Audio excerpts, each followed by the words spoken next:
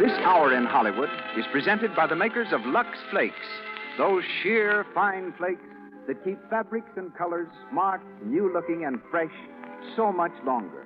That's why they're used in all the leading studios, including Paramount, whose world-famous director now takes his place by the microphone. Ladies and gentlemen, Mr. Cecil B. DeMille.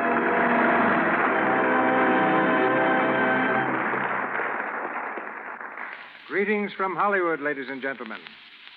The island of Manhattan was bought from the Indians for merchandise valued at $18.21. Critics say that the 21 cents was for Brooklyn. If that's true, small change made great changes in motion pictures, because one Brooklyn neighborhood gave the screen Norma and Constance Talmadge, Lillian and Dorothy Gish, Anita Stewart, Irving Thalberg, and the star of tonight's production, Marion Davies. Known throughout the world for her generous support of deserving enterprises, Miss Davies' most famous charity is the Children's Clinic, built and maintained by her at Tortel, California. Throughout her career as artist model, chorus girl, Shakespearean actress, and picture star, she has preserved a refreshing wit. She's unexcelled as comedian and mimic. Her father was Judge Bernard J. Duras, a New York magistrate. And as a little girl, she often watched the drab parade of transgression and poverty that passed before his bench. In the role of the Brat, she plays a character that she's known since childhood. The courtroom in which our play opens might well have been the very room in which she and her father sat so many times. Co-starring with Miss Davies in tonight's drama is Joel McCrea as Steve Forrester, the black sheep of a wealthy New York family. Both Miss Davies and I claim to have discovered Joel, but I'll take that argument up with her a little later.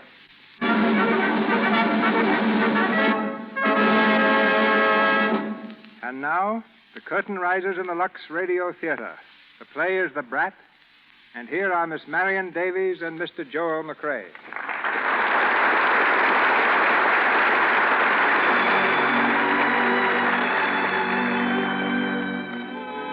On a dimly lighted side street in New York's West 50s, Manhattan's famous night court is in session. A restless crowd stares and murmurs. Along the wall is ranged a line of shabby miscreants. They shuffle uneasily in their places, waiting their turn before the bench. Next case. Daniel A. Fogarty. Here. Stand over there. What's the charge? Disturbing the peace, engaging in a fist fight, and resisting arrest. Guilty or not guilty? Your Honor, I was only Guilty or not guilty? Guilty, Your Honor, but there wasn't any fight, Your Honor. No fight? No, Your Honor. You see, the man was no match for me at all. He was... That's enough. 10 days. 10 days? Why, Your Honor, Come no... on. Glory be, and what like tell me old woman this time now? Stop it. Stop it. Let me go. I ain't done nothing. I ain't done anything. come on. Oh, you got no right to. Quiet. No, none of your lip. What's the matter there, Orville? Order. Quiet. You ain't got no right to do this. Quiet. What's the matter, officer? This girl, Your Honor, she wouldn't come with me peaceful. I had to drag her for 6 blocks. But I ain't done nothing, Judge. Honest, I ain't. Just a moment. What's the charge, officer? Vagrancy, Your Honor. Vagrancy. Well, young lady, anything to say? No, sir. Why not? Because I don't know what it means. Quiet. Order. What's your name? Peggy McLaren. And where do you live, Peggy? I don't live anywheres now. You have no home? No, sir. You see, I just come out of the hospital a couple of days ago. I was sick. I went back to the dance hall on Delancey Street where I used to work. Only they wouldn't give me my job back again because they said I got too skinny. And I didn't have no money or nothing, so I didn't have no place to go. I see. Well, that's what we mean by vagrancy. People who have no jobs and no homes are called vagrants. So you arrest him. That's fine, that is. How can a guy get a job or a home when you got him locked up in the jug? Order! You don't seem to understand, Peggy. We don't arrest vagrants as criminals. We do it for their own good, to take them off the streets. That cop of yours took me off the street all right. He almost broke me arm. Well, you should have come with him peacefully. Now tell me, before you went to the hospital, where did you live then? Delancey and Cooper Street. I lived there with an old lady. She said she was my aunt. She said she was your aunt. Yeah, I didn't know her so well personally. Why didn't you go back to her? Well, I wanted to. But when she found out I didn't have no job and couldn't bring her no wages, she said she wasn't my aunt no more. You have no one else you could go to? No parents? No, sir. I ain't had any parents since I can remember. Well, I'm afraid there's only one thing we can do. You ain't going to send me up. Not to jail. Oh, no, of course not. But for your own protection, I think we'll have to put you somewhere where you can get the proper care and nourishment until you get on your feet again. You mean a home? Yes, a home for girls. Oh, no, Judge, please. Don't send me to one of those places. Please don't send me. No, it's not so bad as that. But I don't want to go. I'll get a job again. Give me a chance, please. Oh, please, give me a chance. Now, there's no use crying here. Look up here. Your Honor. Yes? Oh, good evening, Macmillan. May I speak to you a moment? I'm sorry, but... It's about this case. Oh, I'd like to speak to you alone. of course. Now, you go over there and sit down, young lady. And please try to stop crying. Come into my chambers, will you, Macmillan? Well, Mac, what are you doing down this way? Looking for a little local color? For your new book, I suppose. That's right, and I think I've got it. That girl, Judge Henry. What about her? She's just the type I've been looking for. I'd like a chance to know her better, to study her. You see, the book's called The Brat, and she fits it to perfection. There's not much doubt about that. But how are you going to get a chance to study her? I mean... Well, here's the way I see it. If I could take her home with me for a few months... Take her home? I don't think your mother would appreciate that. Oh, she won't mind, and it's a great opportunity for the girl. Between Mother and me, we ought to be able to make something out of her. Well, I don't know, Mac. I can't give her over into your charge. But if Mrs. Forrester is willing to do it... I'll give her a ring right now. Well, there's the phone. Thank you.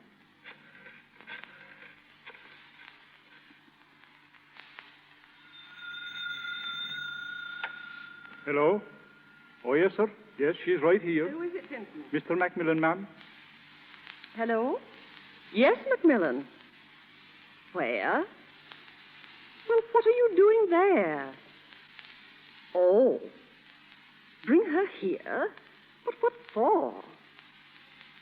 Well, of course, if you want to, Macmillan, but I really don't see...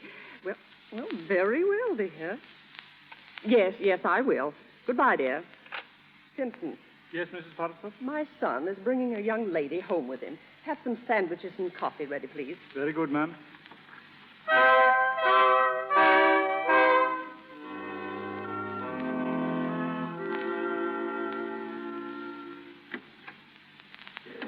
Is that you, Mac?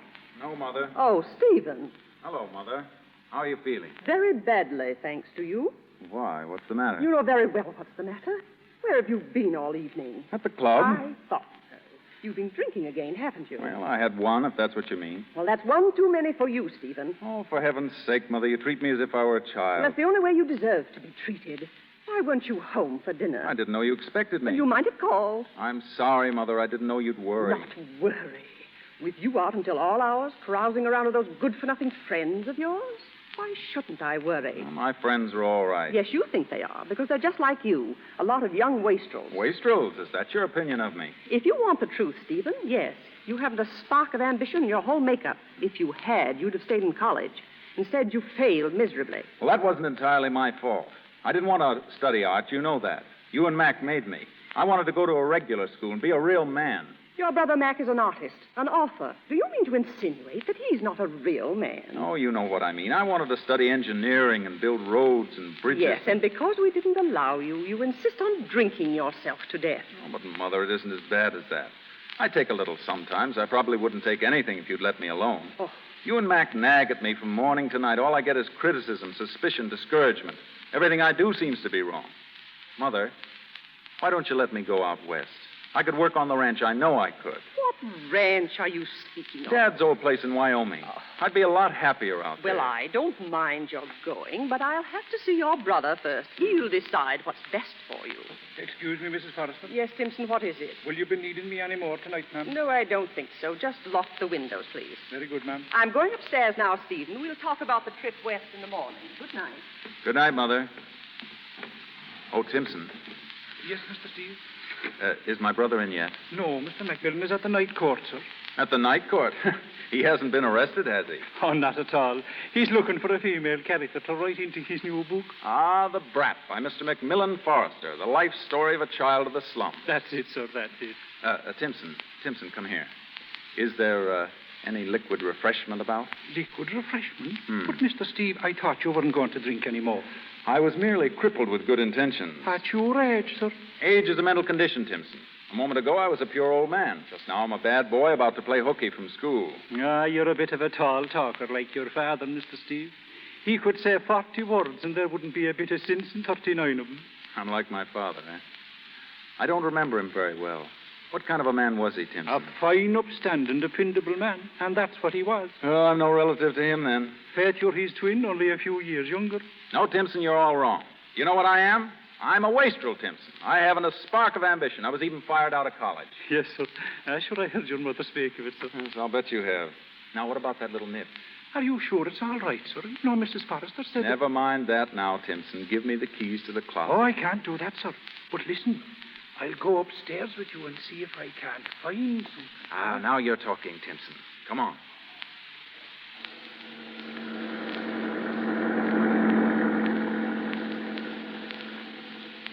Hey, mister, do you mind if I ask you a question? Not at all. Where are we going? You'll see.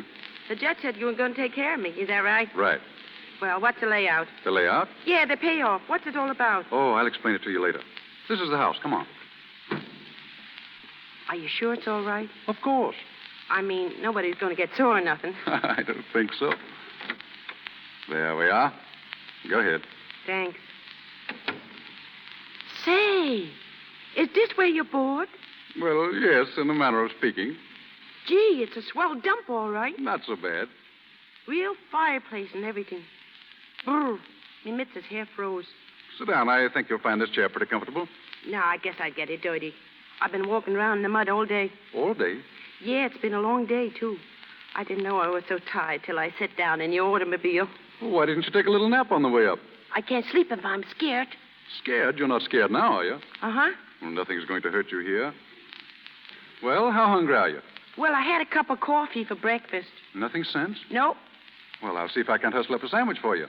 Make mine a hamburger. I don't believe there's a bit of hamburger in the house. Wouldn't chicken do? Chicken? Ah, you're kidding me. No, I'm not. If everybody hasn't gone to bed, we'll have a bite of supper together. Wait. I wouldn't ring that bell if I was you. Why not? Well, if you get your landlady up, she'll be awful sore on you. Don't worry. She's used to me by this time. Sit down. Well, I guess I can take a chance. Hey, Pipe, what's coming down the stairs? Is that your father? Hardly. His name is Timpson. Well, you do the swearing. I won't say a word. You rang, sir? Yes, Timpson. I want you to get a few sandwiches and a pot of hot coffee, and make the sandwiches thick. The sandwiches are already made, sir. Good. Rush them along, will you, Timpson? Very good, sir. He's a mean-looking old guy, ain't he? I never seen a landlady's husband yet that wasn't a grouch.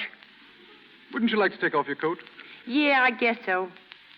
You didn't seem to like the night court. I wasn't ever there before. I guess you laughed the way I was, carrying on so. No, why should I? 'Cause I was so green. Where were you when they picked you up? Sitting on a bench. I was scared stiff the way that cop spoke to me. Why didn't you come with him when he asked you to? I don't know. Say, you're awful nosy, ain't you? That's my business. I'm a writer. I like to find things out. Then you put him in the newspaper? No, I put them in a book, and then I sell the book. Oh. Don't you get awful tired walking from house to house?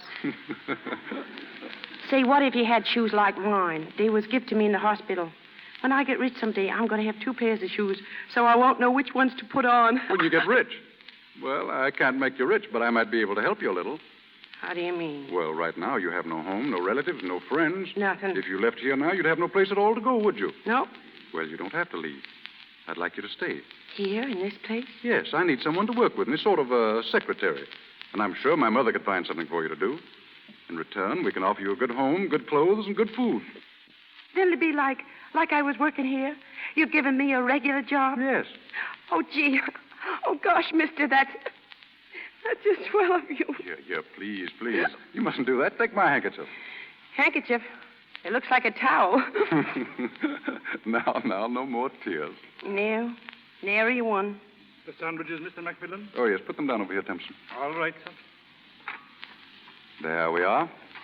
Now, young lady, Oh, look, a whole flock of them. Which one can I have? anyone you like. Thanks. Gee, look at the letters. Gee, you're rich, ain't you? Do you want your coffee now? I can't swallow only one thing at a time. Do you want cream, sugar, or both? Don't ask me nothing for a while. Me ears is busy, listening to me teeth chew. Your coffee, miss? Papa-do. I beg your pardon. Papa-do. Simpson, she means put it down. Oh, I'm sorry, sir. Say, he don't understand much English, does he? Not much. I beg your pardon, sir. Simpson, will you run upstairs and see if my mother's still awake? If she is, ask her to come down here, please. Very good, sir. Excuse me. Hello. Oh, hello, Angela. Yes, I just got in. What? Oh, I'm sorry, Angela. I forgot all about it. I went downtown to the night court and I... Oh, please don't be angry, Angela. Listen, meet me tomorrow for lunch, and I'll tell you all about it. Yes, at the Ritz, will you? All right. Good night, Angela. Angela. Is that a dame? It's a girl, if that's what you mean. Oh, a real high-class dame, huh? Uh-huh. What's the matter, getting a little sleepy? Yeah, I wish I could die right now. Well, why wish that? Because my stomach is so happy. Well, there are some more sandwiches left. You'll have to finish them. Gee, I don't think I can hold them. Can I save this big one till tomorrow? Certainly, if you wish. Oh, gosh. It's nice and warm in here. Tell me, why didn't you apply to some benevolent association? There are plenty scattered over the city. At least I've always heard there were. Why didn't you go to one of them? I said, why didn't you... Are you asleep? All tuckered out. McMillan. Shh. Come here, Mother. You want me, dear? I thought you were going to bring some girl home. There she is. She's asleep. Well, for heaven's sake. She's just what I've been looking for, Mother. What? A little savage living by her wits. If I can keep her here for a while, I'll have a perfect living model of the brat. Well, it certainly is trying to live with a genius. But if you want her to stay, well, stay she shall. I'll call Margot. Thanks. You can give her some kind of an outfit for tonight, and I'll see that she has some decent clothes tomorrow. What's that? Let me alone, Simpson. Wait, it's Steve. Has he been drinking again? Oh, I don't know, Mac. He was all right before. Mr. Steve, go upstairs now again like a good man. No. I want a little drink. Steve. Well, if it ain't Mac. Hello, Mac, old boy. How are you? Oh, Steve. I'll handle this, Steve. Mother. Steve, come down here. Sure. Come on, Timpson. Mac wants to... Oh! Holy mackerel, the joint's pinched. What's going on here? Be quiet, please. There you are. You're all right. No, Mr. Steve, you're all right. What happened? You fell down the stairs. That's what happened. Stand up. You've no right in a decent house with decent people. You belong in some cheap tenement or corner bar room, you dirty little tramp. Tramp, huh? Give me a lift, Timpson. Yes, sir. Timpson, you leave him alone. Steve, you've been carried up those stairs for the last time. Either you get up alone or you stay where you are for the rest of the night. All right. I'll get up alone. Why don't you let the old guy help him? He can't get up alone. You keep out of this, please. What are you picking on him for, all of you? Who is he anyway? He's my son. Well, get a move on you then and put him to bed. What the deuce is the matter with you fellas? Come on, buddy. I'll give you a hand myself.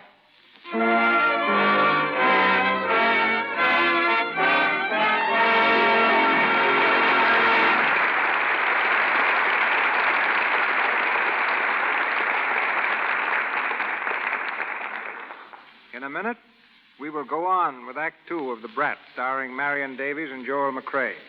Right now, I notice a very attractive young woman standing beside our announcer, Mr. Ruick.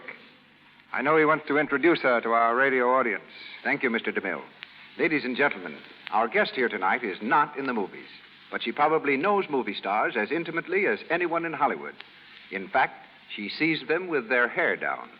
Am I right, Miss Pedretti? Yes, that's literally true, Mr. Ruick. Of course it is, because Miss Rosa Pedretti is one of the experts in Hollywood's most famous beauty salon, West Boys, with customers like Irene Dunn. Yes, and Carol Lombard, Ruth Chatterton, Kay Francis, Betty Davis. I could name ever so many. Your special work is taking care of the stars' hands, isn't it? Yes. Perhaps the women listening in will think that is easy. A screen star has no housework, no scrubbing, no dishwashing to make her hands rough and red. But here's an interesting fact. I see other hands besides those of movie stars. I've seen many, many hands that go in the dishpan 3 times a day, and yet look as soft and smooth and attractive as screen stars' hands. And it should interest you, Mr. Ruick, that so many of those women give the credit to using Lux Flakes in the dishpan regularly. We like to hear that, Miss Pedretti. Lux Flakes deserve compliments. They're marvelous, so gentle and soothing. I know that myself because we use them in the manicure bowls at Westmore's. We find that Lux Flakes are not drying. They don't rob the skin of its natural oils. You must have some interesting experiences in connection with your work for the stars. Yes. For instance, the other day Ruth Chatterton thought she'd like to ride down Sunset Boulevard on a motorcycle. She did, with William Wyler, her director in Dodsworth. Next morning, she was dressing for a scene in the picture and discovered that she had broken a nail. A calamity in a close-up. But Westmore fixed it up. Now, you're not going to tell me that you grow nails. Of course not. But we make them. Perfect ones of fireproof celluloid. Not very practical for everyday use, but fine in an emergency. Thank you, Miss Pedretti.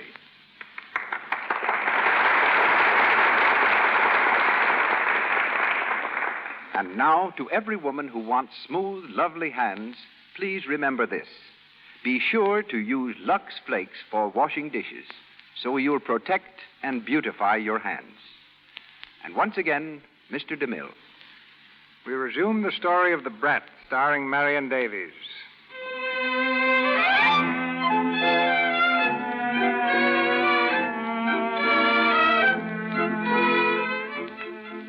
For 3 months, the Brat has enjoyed the comforts of the Forrester home, living a life of luxury while supplying Macmillan with material for his new book. We find her sitting importantly in Macmillan's private study. As the telephone rings, she lifts the receiver and speaks in her best society manner. Hello? Hello? Who is it? Who is it speaking, please? Who is it? Say, listen, Lizzie. Mr. Forrester's a hard-working fella, and he ain't got no time to get with a skirt that won't give a moniker. Get me? That settles that. Well, if it isn't my old friend, the Brat. How are you, young lady? I beg your pardon, please. To whom would you speak in? I'm Mr. Macmillan Forrester's private secretary. Oh, well, I'm Mr. Macmillan's brother, Steve. You remember me, don't you? Oh, yeah. You're that funny-looking guy what lives here in this house. Right. Was you looking for somebody? Yes, I was looking for you. I ain't here. Come back next Tuesday. Steve, don't it beat the devil what good times me and you has? Certainly does beat the Dutch. Oh, that means you don't like for me to say devil. Does it? Maybe. All right, have it your way.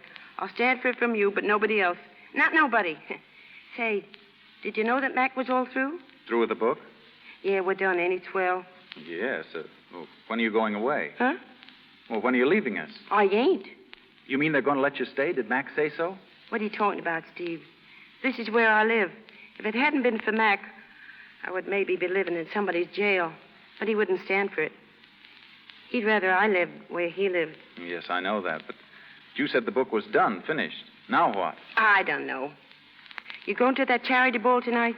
Oh, I don't know. I don't think so. Why not? Won't your ma let you? Oh, I guess she would. You ain't been drinking again and got her sore. Not a drop for 3 months. Oh, I'm awful glad, Steve. Thanks to you, little sister. Me? I didn't have nothing to do with it. Oh, yes, you did. You just say that because you like me. Because I like you. Gee, you say that as if you mean it. Do I? Peggy, you've never been out west, have you? I've been as far as Jersey City. No, I mean way out west. Where men are men? Nah. How would you like to live out there? Why, is Mac going to move? No, he isn't. I am. Oh, you are? No, it's a wonderful place. Miles and miles of open country where you can ride all day long and never hear a sound. Just the singing of the wind in your ears. Yeah, and the moon of the cows. Oh, you wouldn't care to go out there, I guess. Oh, me? Nah, it's too lonesome. Besides, I can get all that kind of stuff I want watching a Western movie. Oh, yes, I suppose you can. Hello. Oh, hello, Mac. What are you doing here, Steve? Well, I wanted to speak to you about something. Anything important? No, not very. Well, I'm going to be rather busy just now. Oh, all right. Well, I'll be back later then. I'll be here. Is anything wrong, Mr. Mac? What? No, of course not. You look kind of funny. I thought maybe you was mad or something. No, not mad, just tired. Hand me that manuscript, will you? No, please. Don't read any more today. You'll make yourself sick working so hard. You certainly take good care of me, don't you? Why not? You took pretty good care of me once. You know, Brat, you've grown amazingly the last couple of months. Yeah, I guess it's because I've been eating regular. Oh, boy, is that a pleasure. Does food mean so much to you? Nah, I don't care. Only when I got to go without it for a long time, I kind of miss it. Did you see the flower I put on your desk? Well, thank you. Ah, that's all right. I swiped it. Well, it's very wrong for little girls to swipe things. I suppose you knew that. Oh, flowers ain't stealing. They belong to everybody. You know, I've a half mind to write a sequel to you. What's a sequel? It's another book. Oh, is me and Richard going to be in it like we was before? Aye, not me. Is I and Richard going to be in it like we was, huh? Perhaps. He could come back after 10 years or so. No, we could, eh? And what would I do? I don't know. Maybe you'd take him back. No. No? I don't believe you like Richard. Oh, I like him all right, but he never asked me to marry him. That made me kind of sore. Suppose he had asked you. I would have said, oh, ever since the hours I spent with you, dear heart, the sands of the desert grow more colder, so therefore I will be your bride, and the world is mine. Nonsense. You know you don't talk like that. Of course I don't, but it's all right in the book. Go on, tell me about the sequel, yeah. All right. Now, the 10 years that Richard's been away, you've never seen him. But you've loved him all that time. Uh-huh. So when he returns again, he admits that he's been wrong. He takes you in his arms like this, and he says, I know I'm to blame, dear. I was a young fool. I didn't understand love. I didn't realize the power of it, the beauty and gladness of it. And now I've found you again and home, my dear. I love you. I love you. What would you say to that? You're a liar. What? No, not you. I mean Richard. That's what I'd say to Richard. Well, I'm afraid that'd finish the sequel right there. Oh, no, please go on. Excuse me, sir. What is it, Simpson? Mrs. Forrester would like to see the young lady, sir. What for? Something about trying on a costume, sir. Oh, I know. It's the dress I'm going to wear at the charity benefit tonight. The one I'm going to do the dance in. Oh, well, run along then. All right. So long. See you later, Mr. Mack.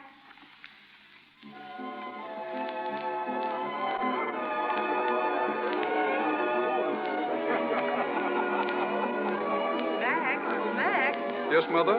where is that girl? The Brat? Oh, she's around someplace. Why? Mac, do you think it was nice to bring her here? Why not? Mrs. Lawrence said she didn't mind, and I'm interested in watching the Brat under these conditions. Well, I hope she doesn't disgrace us.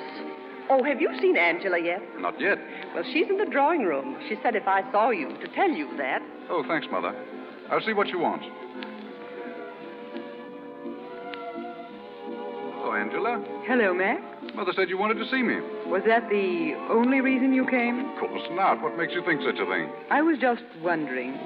Mac. Yes? Mac, when are we going to announce our engagement? Well, I don't know, Angela. I hadn't thought about it. Why not this evening, right now? It's a little sudden, isn't it? Well, there's no time like the present, Mac. Unless you don't want to. Of course I do, but, well, I... Oh, well, all right. We'll announce it tonight. You don't seem very keen about it. Mac, I'm going to be perfectly frank with you. About what? I've been hearing some rather nasty rumors lately concerning that girl you've had at the house. The Brat? Yes, the Brat. What is she doing there, Mac? Why, you know that as well as I do. She's the model for my book. But the book is finished. Oh, I see. You think I should ask her to leave? Yes, for your own good. I don't understand you. Don't you? I suppose you realize that this girl has fallen in love with you. Who said so? Your mother told me. She's quite worried about it. Oh, ridiculous. Perhaps, but I'm not interested in that. What I want to know is, are you in love with her? Angela. Are you, Mac? Of course not. Whatever put such nonsense into your head?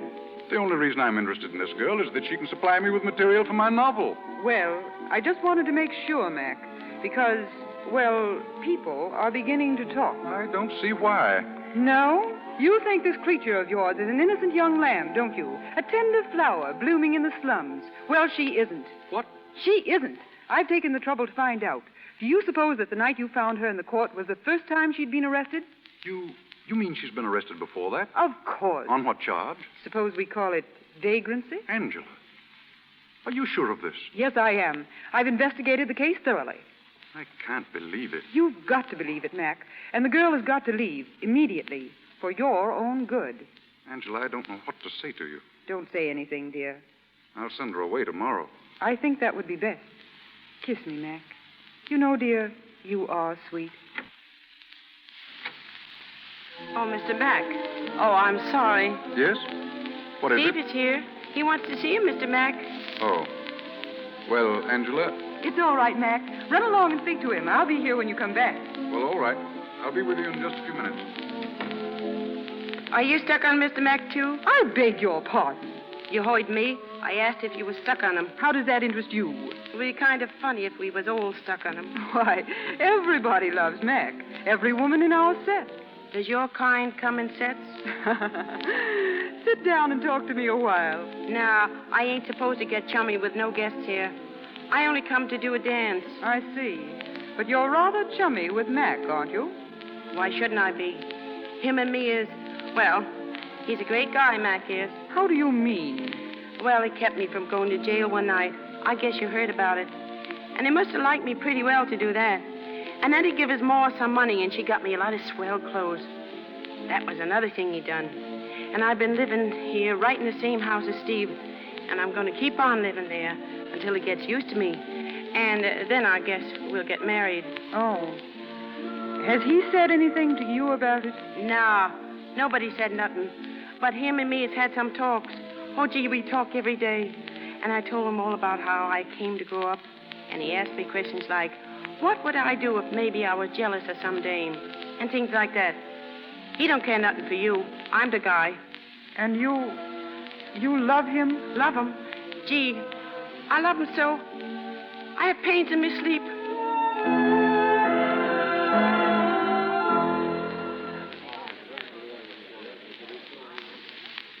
I thought you weren't going to come, Steve.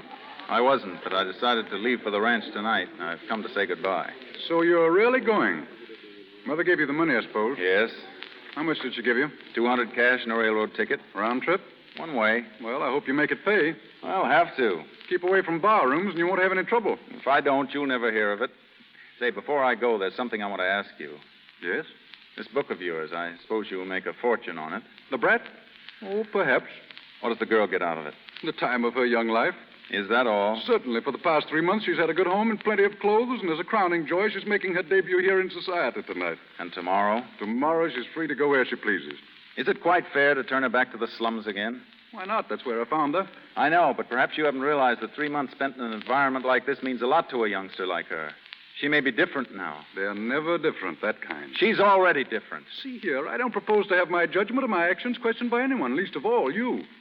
You talk as if you were her big brother. Well, I am her big brother, and I'm going to see that she isn't kicked out of here to starve. What are you talking about? I'm not kicking her out. I'm letting her go. Where? That's none of your business, and if you don't mind, we'll drop this discussion right here. Excuse me.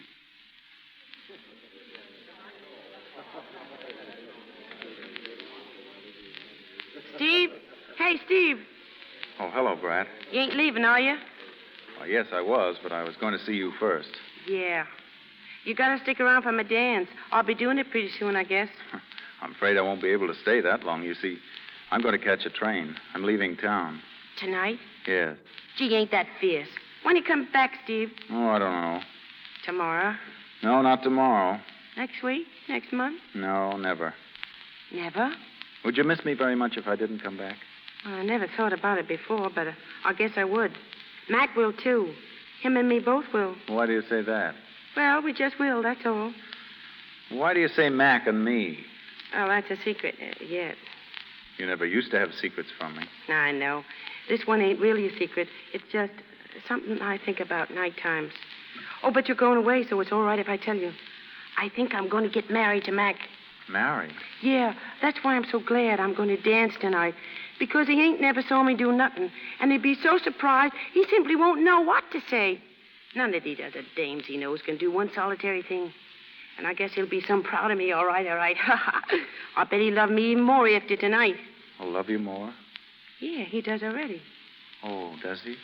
Well, he never come right out and said so, but he does. He couldn't be so good to me and mean nothing. Oh, no, of course not. What's the matter? Oh, nothing. I know.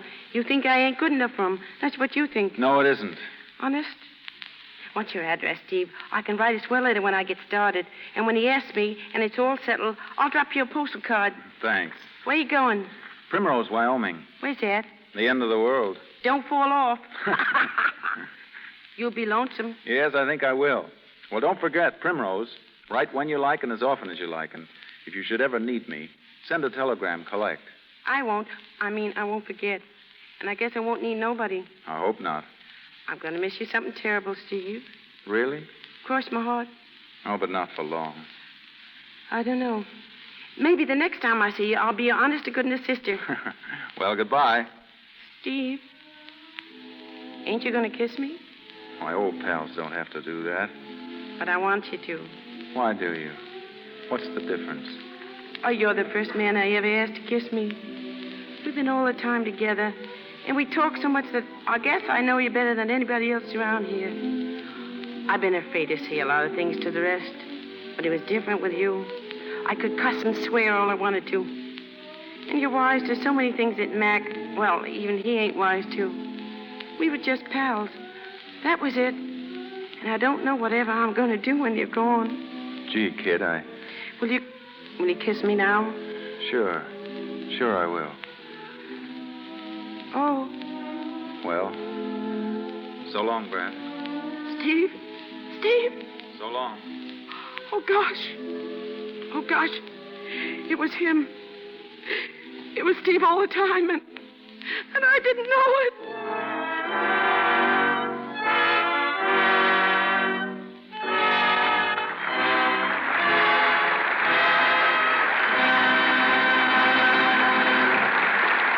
We pause for station identification.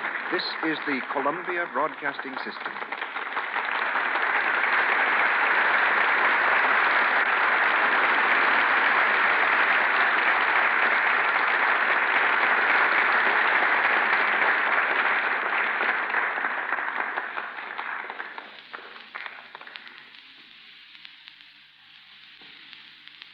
Our play, The Brat, starring Marion Davies with Joel McCrae, comes to you from the Lux Radio Theatre in Hollywood.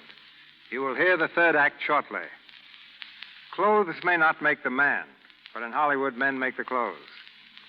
Hollywood creates more styles than Paris, and a man responsible for many of them is with us tonight. Formerly a painter of murals and portraits, he's now stylist for the stars at Warner Brothers, First National, and Cosmopolitan Studios. Ladies and gentlemen, Mr. Ora Kelly.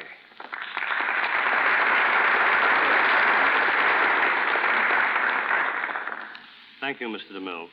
As one whose job it is to please the eye, it seems very odd to be working for an invisible audience. Before meeting Miss Davies a few years ago, I had been warned she had a wonderful sense of style, and I anticipated lots of clashes. But I found her a real person, lovely of face and possessing what every stylist prays for, a superb figure. I've costumed such other notables as Kay Francis, Betty Davis, Ruth Chatterton, Barbara Stanwyck, Loretta Young, Ruby Keeler, and Ginger Rogers. On the screen, you see these stars at their best. In the fitting room, I see them at their worst, tired and harassed after long hours of standing while the fitters fuss and pin. Without exception, their patience is amazing. Kay Francis, like Miss Davies, is one of my favorites, insisting on smart simplicity in her gowns, as I think her next picture, The House of Fashion, will prove. This picture provides my first big opportunity to influence style. I have injected a Persian trend into all the costumes, but try to do it subtly. Both evening and daytime dresses will suggest a trouser effect. Coats will have perfectly straight lines, and with these, they will wear turbans, small for daytime and large for evening. Nothing will be radical. I've been inclined to underplay styles so that the smart and knowing woman will be able to adopt them. You, as a man of many modes, for stars of many moods, perhaps can tell us who's the best-dressed woman in Hollywood. Well, Kay Francis has been named many times, although Anita Louise has an amazing influence on youthful styles. College girls particularly copy her. Olivia de Havilland is another who must be counted on for future fashion importance. But whatever dresses we make, they must be made to last.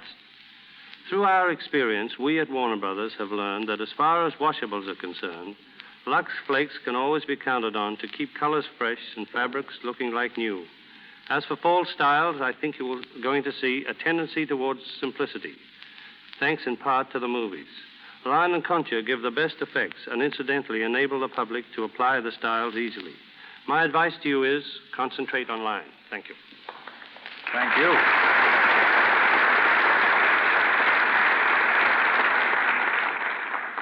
And now for the last act of The Brat, starring Marion Davies.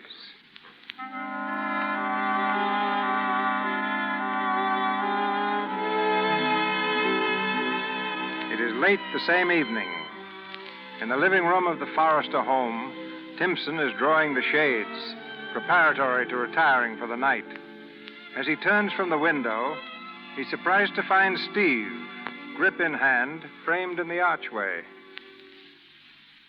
Good evening, Timpson. Why, Mr. Steve. Anybody home? No, sir, they haven't returned from the benefit yet. Did you change your mind about going away, Mr. Steve?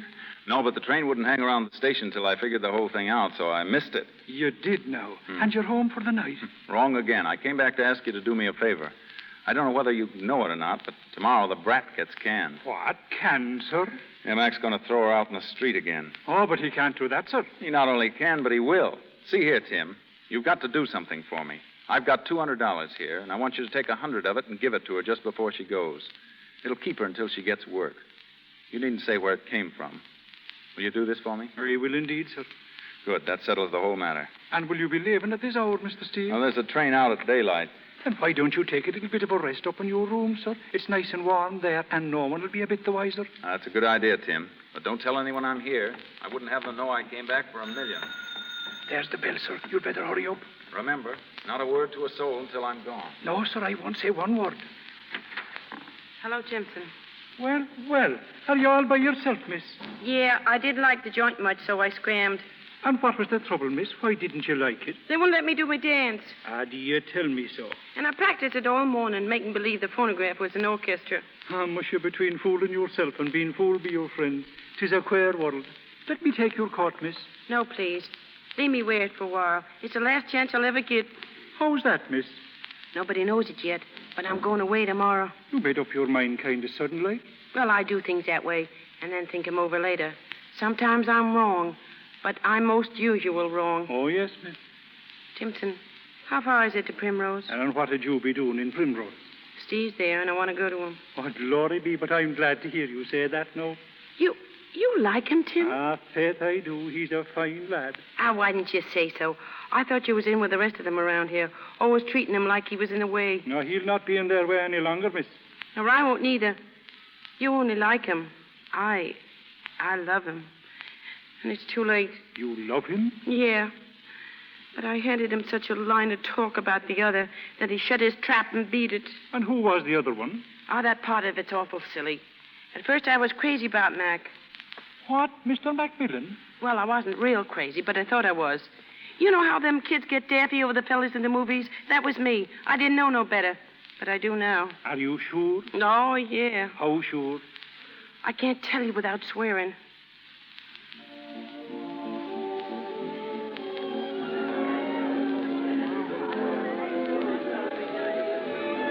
I beg your pardon, Mr. Forrester? Yes, what is it? You're wanted on the telephone, sir.